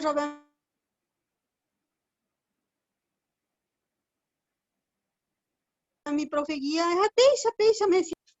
Y no sé si ella sabía o no sabía, y yo le dije, yo no entiendo porque he trabajado en colegios privados, pero nunca me hicieron esa parte porque los que hacen son los evaluadores y ya hace un esquema por, ¿cómo se dice? Hacen a vuelta de las vacaciones de 15, ya presenta, o al final de las vacaciones, ya presentan ya lo que va a hacer o lo que va a hacer para el siguiente año, como dice la compañera, y ellos nomás ya se encargan todo. Nosotros nunca, ya después me tocó a mí hacer, ya puedo poner para ver, pero hay países de guaraní, pues yo voy a dejar a guaraní, me voy a dejar y cuana, dice, o la directora y ella dice, de ella pongan pea, pondré pea. Y yo digo que me habrán utilizado y sacaron todo de allí, y para el siguiente año, Esther no estuvo más en ese lugar. Bueno, lo que vos hiciste es una parte del PEI, que del proyecto curricular ya. Porque lo que te pidió es según tu capacidad, según tus objetivos, ¿verdad? Sí. Sí. Entonces es una parte del PEI, ya se desprende del PEI. Entonces, sí, es parte de ese PEI. Fuiste partícipe de la parte curricular. Bien, seguimos el plan hacer. Después, les voy a ir después dando la experiencia un poquito, ¿verdad? Verificar, hablamos ya de ese también, de eso. Resulta estratégico que constantemente se compare el resultado de las acciones y estrategias implementadas con los resultados esperados en el plan originalmente establecido. Por eso que es importante la evaluación del PEI. De hecho que el PEI generalmente se traza con un lapso de 3 a 5 años. La mayoría, no sé si el 100%, pero vamos a poner un 90% de las instituciones han trazado su PEI a 5 años del logro. Entonces, como 5 años es mucho, para eso está el POA, el Plan Operativo Anual, que se desprende de ese plurianual y hace que podamos lograr, ver los logros o ver las debilidades anualmente e incluso en el año 2 veces, porque el POA está establecido para ser evaluado en una primera parte, que es una evaluación parcial, a mediado de año, y la evaluación final, que es al cierre del año, o si no se hizo al cierre del año, a inicio en el momento de la preclase. Entonces, para eso está establecido el POA y tiene su formato de evaluación. Y luego viene otra vez el actuar. Perdón. Actuar con base en el análisis de las brechas identificadas o, en su caso, las desviaciones ocurridas entre lo programado y lo realizado. La organización y los dueños de los procesos deben plantear las acciones correctivas y o preventivas necesarias para asegurar de que los problemas tengan una menor probabilidad de ocurrencia. ¿Por qué la supervisión pide cada año si su PEI dura 5 años? ¿Por qué la supervisión nos pide el PEI cada año? Porque puede llegar a este proceso, al cuarto proceso.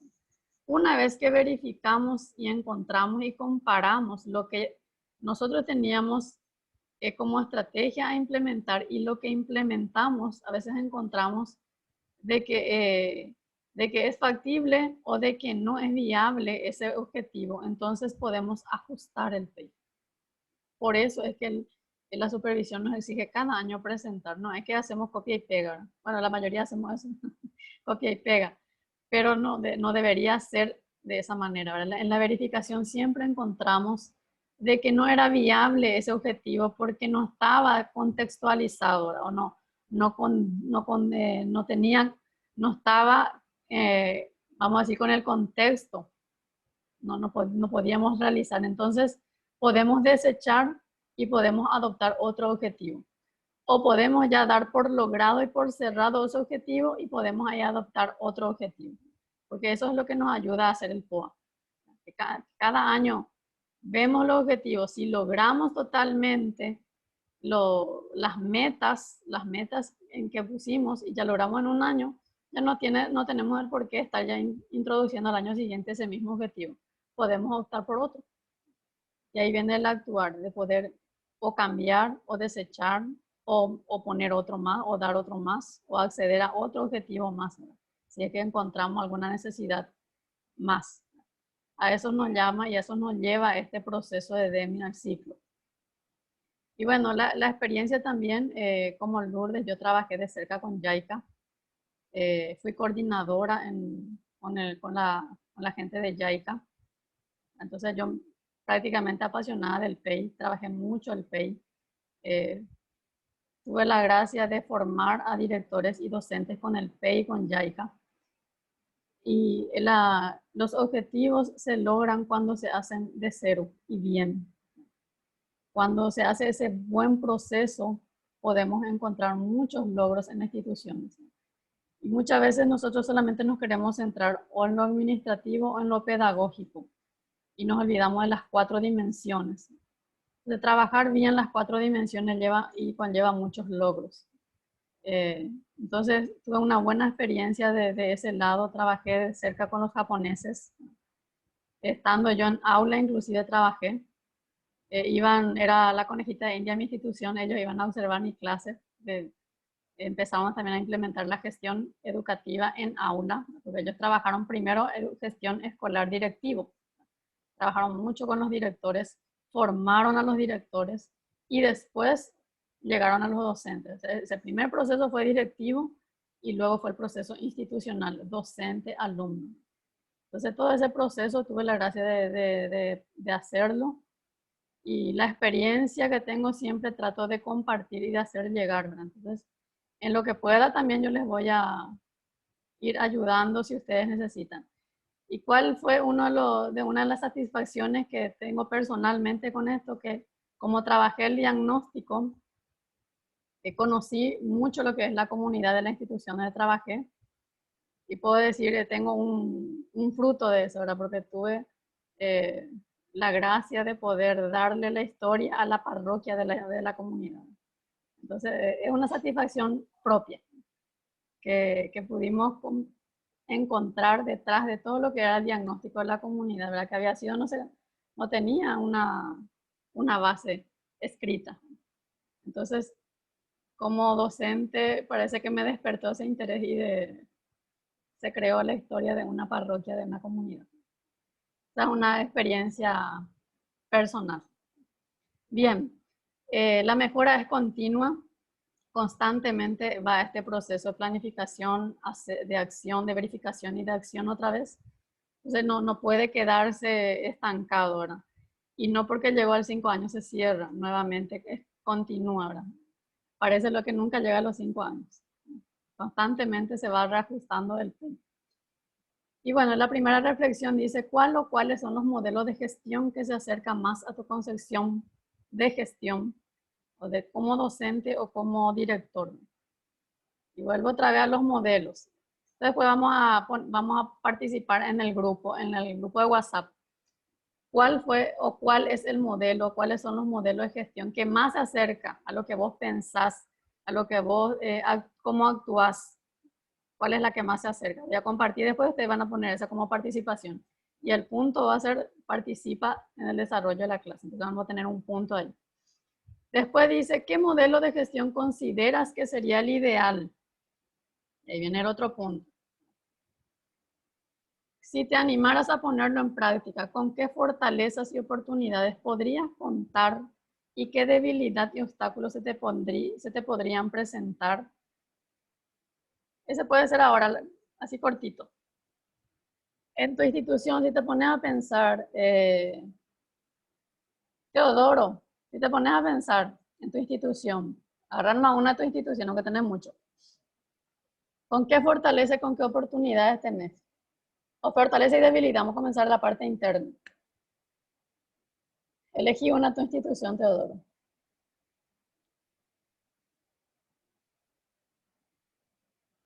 Muéveme, Teodoro.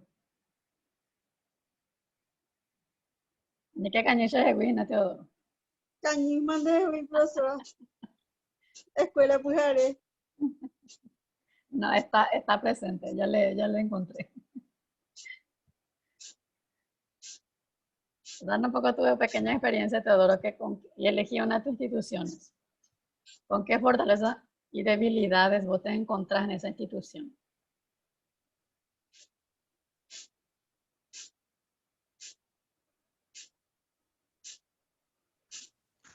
¿Qué tal, profesora? Compañeros, ¿cómo están?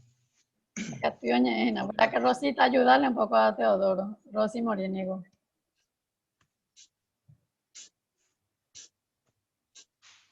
¿Qué tal, profe? Hola. Compañeros. Bueno, con respecto... Profe, no puedo prender mi cámara ahora. No te preocupes, vamos a escuchar. Bueno,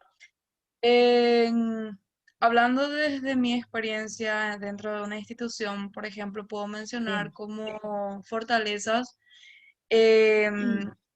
por ejemplo, la oportunidad, la apertura de mis docentes a capacitarse, a poder ir implementando, por ejemplo, este año, el tema de las TICs, que fue algo realmente necesario. Y una de mis fortalezas, por ejemplo, fue de que no se cerraron a eso, sino que al contrario, buscaban la forma de capacitarse, de poder continuar con el proceso.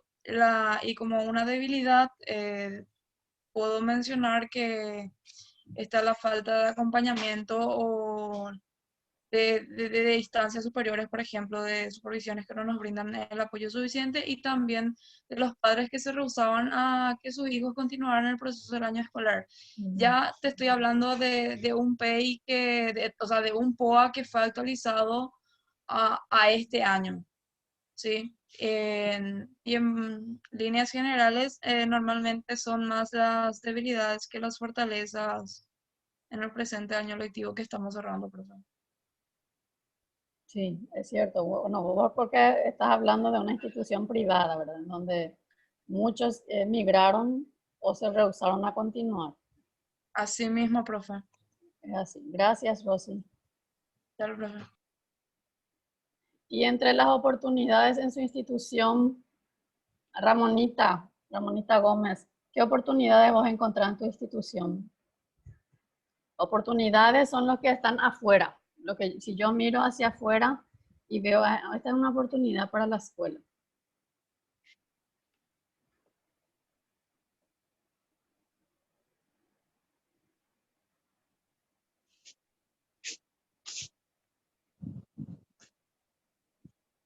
Rusita, como dice mi directora, Rusita Benítez.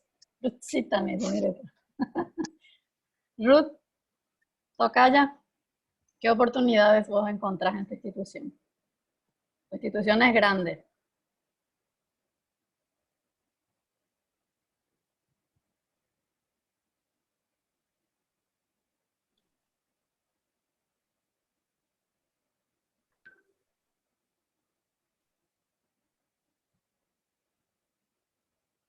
Nos cuesta. Bueno, vamos a analizar un poquito y vamos a cerrar con eso. Y ya les voy a dar la tarea. Un poquito nada más de lo que es el proyecto educativo institucional del IFD, denominado hacia una gestión de calidad. Nosotros trabajamos el año 2018, pero implementamos desde el año pasado, 2019, que fue aprobado por el Viceministerio de Educación Superior. Nosotros pasamos por todo ese proceso. Entonces, analizar un poquito lo que es la técnica FODA del IFD. Como fortalezas tenemos nosotros en nuestra institución, que cuenta con un recurso de aprendizaje con CRA, profesionales capacitados y con experiencias, especialistas por áreas tenemos materiales audiovisuales y tecnológicos, desarrollo de ofertas educativas en forma permanente, aulas climatizadas, excelente calidad de alumnos en cada oferta, la ubicación estratégica del IFD, que está entre Ruta 1 y Ruta 2, el prestigio de la institución, evaluaciones positivas y alentadoras de parte de los beneficiarios de los diferentes proyectos, docentes con conocimiento de la didáctica en el nivel superior, incorporación de TIC en el proceso de enseñanza-aprendizaje en el área administrativa. Todos los tutores planifican, implementan y evalúan cada proyecto. Competencias para responder satisfactoriamente a las demandas emergentes en cuanto a la capacitación continua de docentes. Se cuenta con especialistas de diversas áreas con experiencia en tutoría a docentes en servicio. Se cuenta con recursos audiovisuales y tecnológicos. Y un poquito más. Criterios unificados. Instituciones educativas abiertas para la práctica. Las debilidades que tenemos.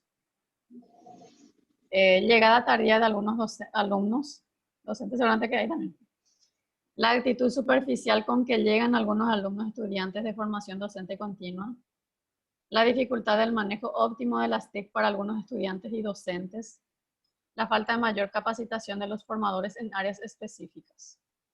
Esas son las debilidades que encontramos en cuanto al año 2018-2019. Pero nosotros para hacer este trabajo, este proceso, trabajamos 3 años anteriores. Sí, te escucho. Profe, una consulta. Sí. Ahí veo que se puso como fortaleza la capacidad del plantel docente, ¿verdad? Si mal no escuché, ¿verdad? Sí. Y sin embargo ponemos otra vez como debilidad que falta eso, como que mayor capacitación. Falta de mayor capacitación en áreas específicas. Sí, ese por ejemplo siempre fue mi cuestionamiento, profe. ¿Verdad? Que algunas veces nosotros hacemos como que es nuestra fortaleza, pero a la vez también es nuestra debilidad. Sí. En no ese sentido, profe. No está mal, porque el 100% no puede llegar a ser 100% capacitados, ¿verdad? Son capacitados. Ahora, por eso se especifica la capacitación de algunos docentes en áreas específicas, porque puede ser que a mí me den, por ejemplo, trabajar asesoría, que es uno de los cursos vigentes, ¿verdad? Y en asesoría se trabaja 10 módulos, y de los 10 módulos hay 3 áreas específicas, perdón, 4.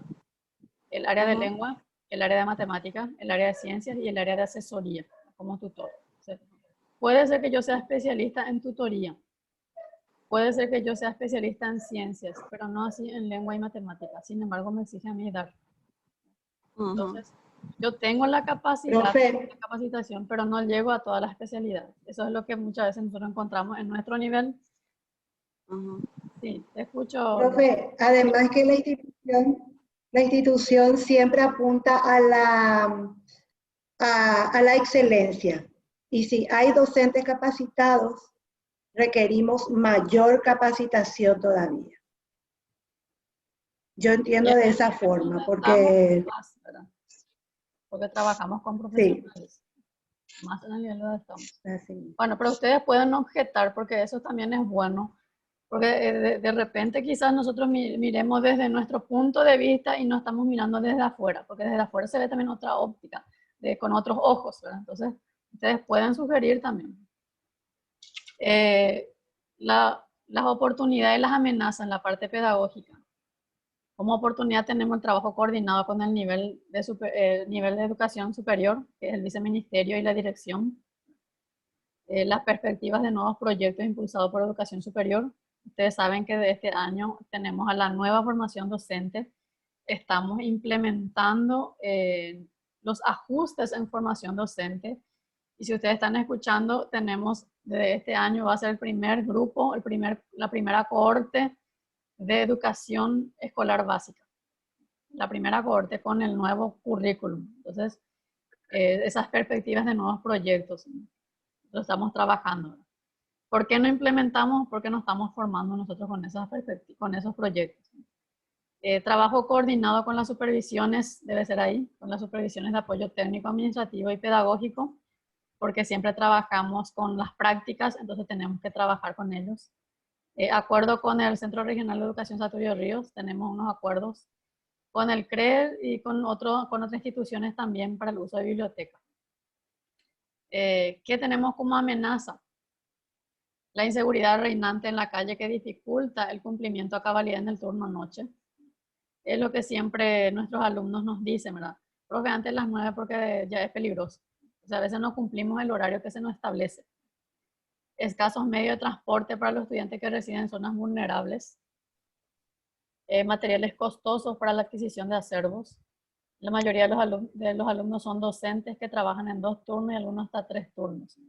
Y eso que también dificulta que muchas veces no esté presente, que se desarrolle no en óptimas condiciones. ¿Por qué? Porque muchas veces son vamos a decir, las justificaciones que ponen, ¿verdad? No, yo no vine porque tenía festival en tal turno, yo no vine porque tenía tal cosa. Entonces, están como amenazas también eso. Y después tenemos por cada dimensión organizacional. Voy a contar algunos nomás, que después yo les voy a compartir a ustedes para que ustedes puedan analizar también. La sesión y funcionamiento del EGI tenemos instalado. Yo soy parte del equipo de gestión. Formo parte. La sesión y funcionamiento del CAI, que es donde trabajamos para lo que son los proyectos. La comunicación efectiva del equipo con el equipo directivo. La habilitación de cursos por proyectos. Nosotros trabajamos, desarrollamos, elaboramos los proyectos y los proyectos deben estar habilitados para que podamos abrir. Mientras no esté habilitado no se puede lanzar. La organización en cuanto a las funciones de cada equipo, la participación de los alumnos dentro del EGI. Dicho sea de paso, este año teníamos que renovar porque ya nuestros alumnos egresaron. Se cuenta con CRA, la comunicación efectiva con los diferentes miembros educativos. La debilidad, falta de tiempo los docentes en servicio para la participación en los cursos a la noche. Falta de un organigrama actualizado, que también encontramos. La llegada tardía al proceso de enseñanza-aprendizaje de algunos docentes en servicio, que también encontramos como debilidad organizacional. La falta de equipo de investigación en el IFD. Tenemos compañeros investigadores, sin embargo no tenemos el departamento de investigación, que eso también es una debilidad actual. Estamos trabajando, pero todavía no está formado. Falta de reparación y mantenimiento adecuado de algunos mobiliarios. Fortalezas. La realización de mejoras edilicias. La institución cuenta con internet. Secretaría, ahora también la parte de arriba, en la parte de atrás ya tenemos internet. El IFD cuenta con personal administrativo y pedagógico con perfil. Aranceles accesibles para los cursos. Oportunidad para las personas de escasos recursos, manejo eficiente de los recursos económicos. Se cuenta con una dotación de equipos informático y tecnológico y aranceles de matrícula y aportes que subvencionan gastos del nivel. Las debilidades, la falta de responsabilidad para el pago de aranceles por los alumnos, falta de mecanismo y medio financiero para realizar monitoreo in situ en los beneficiarios de los diferentes proyectos, porque eso nosotros tenemos que hacer. Ahora, por ejemplo, el año pasado tuvimos el proyecto de LPA, trabajamos con los directivos y las instituciones y teníamos que hacer monitoreo por localidad, ¿verdad? Entonces, poco o nada fuimos haciendo, pero realizamos. Administrativa, hablamos de oportunidad, amenazas. Una de las amenazas, por ejemplo, es la proliferación de universidades privadas de muy fácil acceso y con pocas horas de clase, que es una amenaza para el IFD, que pusimos. La fortaleza en cuanto a la comunitaria, proyectos pertinentes que son extensivos a la comunidad educativa, predisposición del personal docente y administrativo para mantener relacionamiento con los alumnos, la imagen institucional, la ubicación estratégica, la reconocida trayectoria. Como debilidad tenemos la falta de mayor compromiso e involucramiento de algunos formadores en los proyectos de la comunidad. Eso en todas las instituciones encontramos. Que de repente tenemos el lanzamiento de los proyectos y no todos los compañeros estamos presentes. La falta de seguimiento a egresados también es una debilidad nuestra, que también resaltó en la evaluación institucional que se hizo con el MEC. No tenemos registrado a todos nuestros egresados y tampoco registrado el monitoreo y el seguimiento de estos egresados. Conocemos sí a algunos y le damos el seguimiento, pero no a todos, no al 100%. Y en cuanto a las oportunidades y amenazas de la dimensión comunitaria, como oportunidad la comunidad y las autoridades locales tienen buenas referencias. Tenemos donación de materiales didácticos por el MEC y otras ONGs. Y la amenaza es la inseguridad en la calle, especialmente en el turno noche. Y proponemos otra vez la proliferación de universidades privadas con baja exigencia. En cuanto a lo comunitario, eso es en cuanto a las dimensiones que tenemos como FODA. Y después vamos a analizar en la próxima el PEI y vamos a trabajar con ustedes también el PEI. Yo voy a trabajar, les quiero presentar lo que es el PEI versión JICA. JICA es la que tiene el PEI totalmente bien estructurado. Entonces, para que ustedes tengan una estructura, quiero trabajar con ustedes lo que es JICA, el proyecto JICA.